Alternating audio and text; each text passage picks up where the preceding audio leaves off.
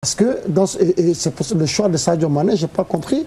Pour une fois, j'ai beaucoup reproché à Sadio de souvent faire le geste superflu, de trop garder le ballon. Mais paradoxalement, sur ce match et sur le projet de jeu des Ivoiriens, c'était la solution, c'était Sadio Mané. Oui, en fait, la preuve, lorsqu'il est rentré, on a eu deux ou trois occasions coup sur coup. Aussi bien lui et Moussa Konaté. Parce que dans ce genre de situation, il faut des joueurs qui sont capables d'éliminer en un contre un ou d'apporter de la percussion sur les côtés. Malheureusement, sur le banc, il n'y avait que Sadio Mané. Issa Dia n'étant pas dans la sélection, on n'avait pas beaucoup de profils pour pouvoir apporter cette percussion et pouvoir avoir des joueurs qui sont capables d'éliminer leur vis-à-vis. Bref. Non. Analyse. Bon, Analyse complète. Voilà, donc Mofatou, donc Sadio Mané, le cantonné sur le banc, donc a été une erreur vraisemblablement, parce que souvent c'est lui, en équipe nationale, durant les dernières sorties, la dernière passe venait souvent de lui, même s'il cafouillait son football, c'est lui qui réglait le problème. Moi, au départ, je me suis dit, bon, écoute, est-ce que c'est un joueur capable de gérer sur un match aussi important, parce qu'effectivement, il y a pas mal de déchets dans son jeu, mais effectivement, c'est aussi un des hommes qui a le plus accompagné Joseph Koto depuis qu'il est là, donc en équipe nationale. Peut-être qu'il aurait eu son apport dans ce match. Bon, après, pour les analyses tactico-techniques, je crois que Tassirou a un peu fait le point. C'est vrai que l'équipe, au fur et à mesure du match, a commencé à retomber dans ses travers. On saute le milieu, on va directement au niveau de l'attaque adverse et on voyait... En fait, ce qui m'a... Moi, c'est vrai qu'il faut parler du Sénégal, mais j'ai été impressionnée aussi par la débauche d'énergie et la présence des joueurs ivoiriens en fait, qui sont restés concentrés, qui se sont encouragés. On a vu que sur le début du match, il y avait quand même une certaine pression. On a vu que justement Bamba a perdu un ballon que Dame a récupéré et malheureusement Dame n'a pas pu cadrer son tir. Mais on a vu que vraiment sur ce match-là, l'expérience ivoirienne a prévalu parce que les joueurs se sont encouragés, ils ont été toujours calmes et des joueurs dont on disait que finalement ils n'avaient pas, je veux dire, de la compétition ont été présents, l'axe Kolo Touré Bamba, au niveau du milieu de terrain également. Donc voilà, après... Ça aussi c'est au niveau de l'organisation.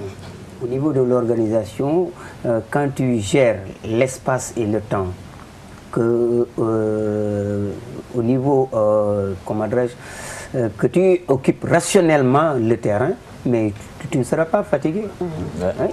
Surtout que... L'occupation était rationnelle. Surtout que l'attaque n'était pas la priorité. Bon, ils étaient là pour jouer sur ils étaient hyper pour marquer un but derrière. Donc, la Côte d'Ivoire sur ce match a exactement joué sur ses forces.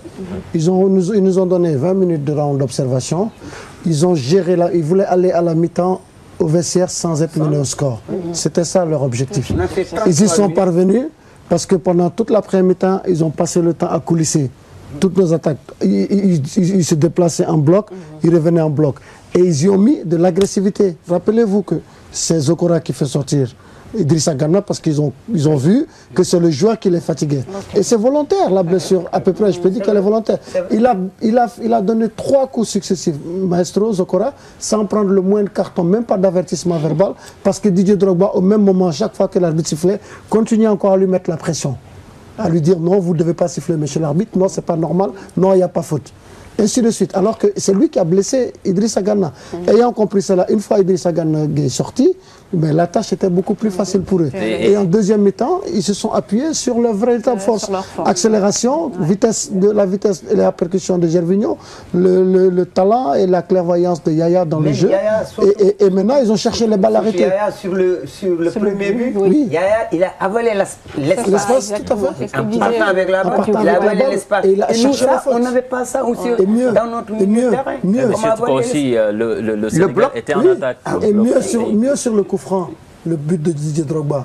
En réalité, on ne doit jamais laisser le joueur ivoirien s'intercaler dans le mur sénégalais. C'est parce qu'il est ressorti du mur que Didier a replacé le ballon facilement pour marquer le but. Bon, après, vous me direz, avec des si, on aurait refait le monde, hein, vous savez. C'était un jour sans. Et vous on a perdu. Vous confrontez dans ce groupe avec moins d'expérience, avec moins que ça. Fabregas a fait exclure un joueur de Séville contre Barcelone. Et je pense que le coup de son de Tioté aurait mérité un rouge si Zarco était expérimenté. Oui, exactement. L'expérience, vous savez, aujourd'hui, c'est le moment de le dire.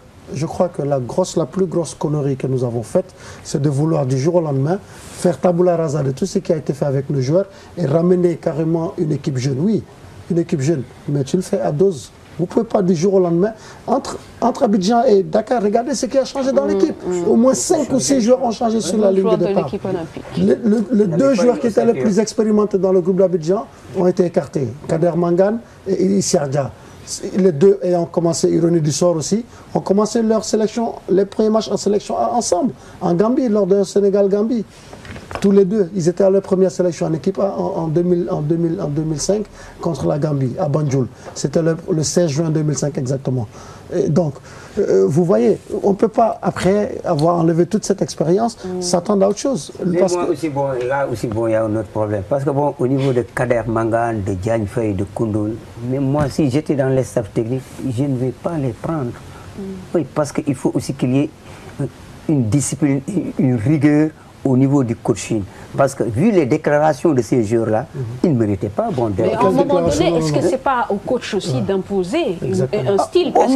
Parce qu'à partir du moment où des joueurs, dès qu'ils ne sont pas sélectionnés, sortent dans la presse, ça peut-être qu'il y a un problème aussi de gestion humaine. Oui, mais ça, c'est le travail de l'entraîneur. Mais moi, j'ai dit que ces joueurs-là aussi, vu leurs déclarations, parce que moi, quand j'ai lu dans un journal, quand je vois que comment il s'appelle, Issardi, que bon, moi, je n'ai pas fait l'entraînement parce qu'il y avait 6 jours. Bon, je ne voulais pas faire ceci, cela. Moi, je ne te prends pas. Non, il a pas. Voilà, justement, on va parler de Joseph Koto. Alors, on est éliminé. Joseph Koto, donc peut-il continuer à être l'entraîneur de l'équipe nationale du Sénégal? Il ne peut pas continuer à l'être. Alors, dites-nous pourquoi il peut continuer. On est éliminé, mais il est le coach. Il a encore d'autres échéances à faire. Tassirou, on me fait signe que El Hadj Ousseynou Diouf est en ligne. Alors, El Hadj, ñu ngi lay nuyu. Voilà, El Hadj, dégg nga yaa ngi seetaan débat bi, j'imagine. Waaw, ma ni yaa ngi seetaan débat bi, j'espère que jël nga ko ci commencement bi. Dégg nga liñ fi wax yépp ak bon, tudduñu la ni yow yaa def loolu. Mais quand même, fédération, nous dañuy porter plainte contre X par rapport à li xew samedi fële ca stade. Yow noo gisee loolu. Allô? Waaw, ma ni daal loolu moom waxu ko daanu si saret la. Parce que, ouais, yaa may dégg. maa ngi lay dégg.